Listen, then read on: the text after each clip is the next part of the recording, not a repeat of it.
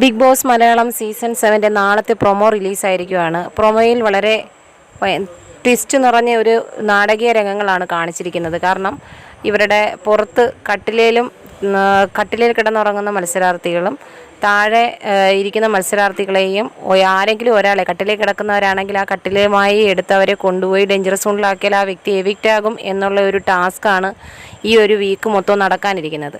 ഇന്നലെ രാത്രിയിൽ, അതായത് ഇന്ന് ഇപ്പോൾ കാണിച്ചിരിക്കുന്നത് ബേസ് ചെയ്ത് ഇന്നലെ മുതൽ തുടങ്ങിയ ടാസ്കിൽ ഇന്നും അവർ ഷാനവാസും ശൈത്യയും ജിസേലും ബെൻസിയും ഈ ടാസ്കിനകത്ത് വീണ്ടും നടന്നുകൊണ്ടിരിക്കുകയാണ് അവരുടെ ടാസ്ക്. പക്ഷേ സംഭവിച്ചതെന്ന് പറഞ്ഞാൽ വെളുപ്പിനെ കാണിച്ചു. വെളുപ്പിനെ ആയ സമയത്ത് ശൈത്യ കിടന്നുറങ്ങുന്നു. ബാക്കിയുള്ളവരെ ഒന്നും ആരെയും കാണിക്കുന്നില്ല. അവർ ഉറങ്ങുന്നോ ഇല്ലയോ എന്നുള്ളതൊന്നും കാണിക്കുന്നില്ല. ശൈത്യ ഉറങ്ങുന്നത് വന്ന് ബെന്നി വന്ന് നോക്കിയതിന് ശേഷം ബിന്നി പോയി അപ്പാനിയെ രഹസ്യമായി ബെഡിൽ നിന്ന് വിളിച്ചുണർത്തുന്നു.